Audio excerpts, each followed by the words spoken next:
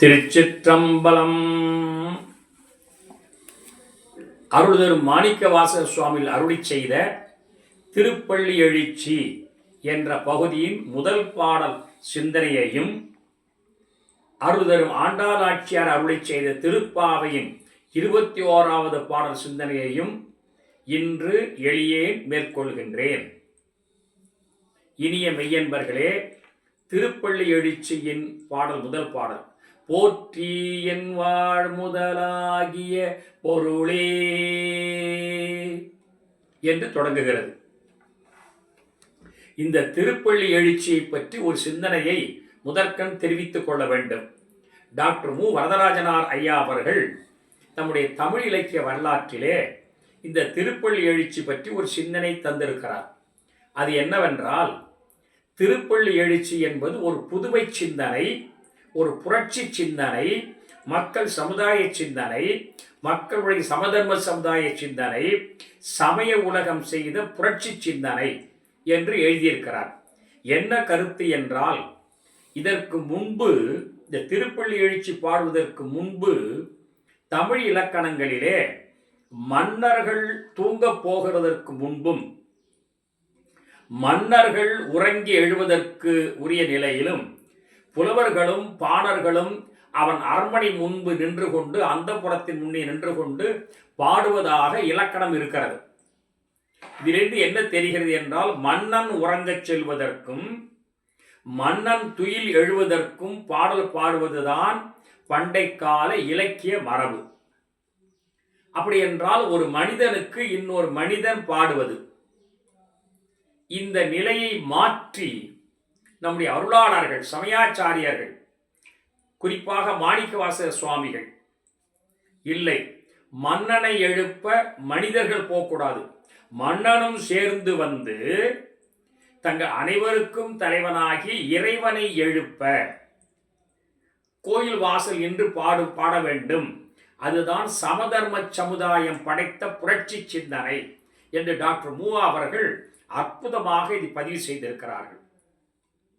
பண்டை காலத்திலே மன்னன் உறங்கப் போவதற்கு கண்படை நிலை என்று துறையின் தலைப்பு, மன்னன் எழுவதற்கு துயில் எடை நிலை என்பது இலக்கணத்தில் துறை. இந்த ரெண்டு துறைகளையும் மாற்றி புரட்சி செய்த அருளாளர்கள் நம் சமயாச்சாரியர்கள், குறிப்பாக மாணிக்கவாசகர். நாம் இன்று என்ன சிந்தித்துக் கொண்டிருக்கிறோம் என்றால், சமயம் பத்தாமசிரித்தனமானது, ஆன்மீகம் பழமையானது, அதை மாற்றி அமைக்க வேண்டும், புரட்சி பண்ண வேண்டும் என்றெல்லாம் புதுமை பேசிக் கொண்டிருக்கிற அறியாமை மிகுந்த மக்களுக்கு டாக்டர் மு அவர்கள் கொடுத்த அற்புதமான சிந்தனை தத்துவம் இந்த திருப்பள்ளி எழுச்சி. இதை நீங்கள் நன்றாக தெரிந்து கொள்ளுங்கள். போற்றி என் வாழ் முதலாகிய பொருளே, என் வாழ் முதலாகிய பொருள், என்னுடைய உடம்பிற்கும் என் கருவி கரணங்களுக்கும் நான் வாழ்கிற உலகத்திற்கும் என்னுடைய சுகபோகத்திற்கும் அனைத்திற்கும் வாழ்முதலாக விளங்குகின்ற ஒரே தலைவன் இறைவன்தான். அவனுக்கு போற்றி என்று ஆரம்பிக்கிறார். என் வாழ்முதலாகிய பொருளே போற்றி. புலர்ந்தது, விடிந்து விட்டது.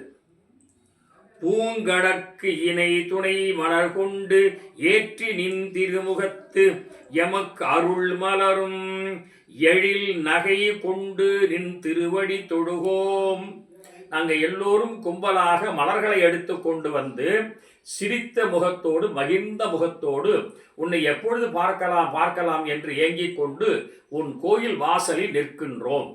இப்போ நம்ம திருவம்பாவைக்கும் இதற்கும் என்ன வேறுபாடு என்றால், திருவம்பாவையில் பெண்கள் சென்று ஒரு பெண்ணின் வீட்டு வாசலில் நின்றார்கள், எழுப்பினார்கள். இது அப்படி இல்லை. திருப்பள்ளி எழுச்சி எல்லோருமாக சேர்ந்து மன்னன் உட்பட மகிழ்ந்து வந்து திருக்கோயில் கோபுர வாசலில் நின்று கொண்டு இறைவனை எழுப்புவதாக அமைந்திருக்கிற அற்புத தன்மை உடையது திருப்பள்ளி எழுச்சி. அதை தெரிஞ்சித்துக் கொள்ள வேண்டும். சேற்றிதற்கமலங்கள் மலரும் தன்வயல் சோடு திருப்பெருந்துறை உரை சிவபெருமானே. இந்த திருப்பள்ளி எழுச்சியிலே பாடல்களில் ஒவ்வொன்றிலும் திருப்பெருந்துறை உரை சிவபெருமானே, திருப்பெருந்துறை உரை சிவபெருமானே என்று உள்ளே அமைத்து பாடியிருப்பதால் இந்த திருப்பள்ளி எழுச்சி திருப்பெருந்துறையில் மாணிக்கவாசக சுவாமி பாடித்தந்தது என்று ஒரு குறிப்பை எல்லோரும் எழுதுகிறார்கள். திருப்பெருந்துறை உரை சிவபெருமானே ஏற்றுயர் கொடி உடையாய், ரிஷபத்தை கொடியிலே வைத்திருக்கிற பெருமானே, எமை உடையாய், எம்மை உடைமை பொருளாக உடையவனே, எம்பெருமான் பள்ளி எழுந்தருளாயே. அற்புதமா முடிக்கிறார். எம் தலைவனாகி இறைவனே திருப்பள்ளி எழுந்தருள்வாயாக என்று எழுப்புவதாக அமைந்த அருமையான பாடல் திருப்பள்ளி எழுச்சியின் முதல் பாடல். அடுத்து நாம் சிந்திக்க வேண்டிய திருப்பாவையின் 21வது பாடல். ஏற்ற கலங்கள் எதிர் பொங்கி மீது அடிப்ப, மாற்றாதே பால் சொரியும் வள்ளல் பெரும் பசுக்கள். அந்த ஆயர்பாடியிலே பசுக்களின் மடி நிரம்பி வழிகின்ற பாலின் வளத்தை கூறுகிறார் ஆண்டாள் நாச்சியார். முன்னமேயும் கூறியிருக்கிறார் வள்ளல் பெரும் பசுக்கள். ஏன்னா அந்த வள்ளல் என்ற சொல்லாட்சி பசுமாடுகளுக்கு ஏன் வருதுன்னா, தாய்ப்பால் கொடுக்கிற நிலையில் அதற்கு சமமான பால் பசும்பால், பசுமாட்டினது பால். இங்கே ஒரு சொல்லாட்சி சொல்றேன். பசும்பால்னு சொன்னா பசுமாட்டு பால்னு அர்த்தம் இல்லை. பசும்பால் என்றால் பசுமையான பால், அதாவது ஃப்ரெஷ் மில்க்னு அர்த்தம். அது பசுமாட்டு பாலை குறிக்காது. பசுப்பால் இப்பன்னா போட்டாதான் பசுமாட்டினது பால் என்று குறிக்கும். நாம் இன்னைக்கு அதெல்லாம் தெரியாம இலக்கணத்தில் பசும்பால் பசும்பால் சொல்லிட்டு இருக்கோம். அதனால அந்த பசுமாட்டினுடைய பால் வள்ளல் பெரும் பசுக்கள் சொல்றார்.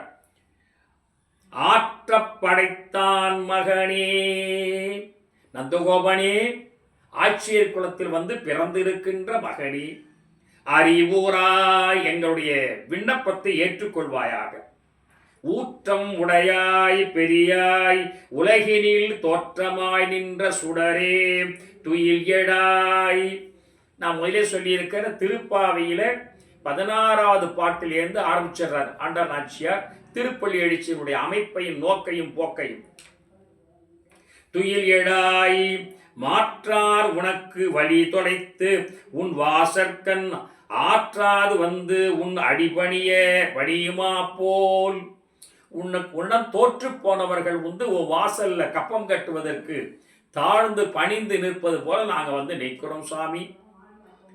ஆற்றாது வந்து உன் அடிபணியுமா போலே போற்றி யாம் வந்தோம் புகழ்ந்தேலோர் எம்பாவாய் என்று அருமையாக திருப்பாவை ஆண்டாள் நாச்சியார் அந்த பள்ளி எழுந்தருளாய் என்ற அமைப்பில் பாடி தருகிற அருமையான பாட்டு இது. இது திருப்பாவையின் சிந்தனை.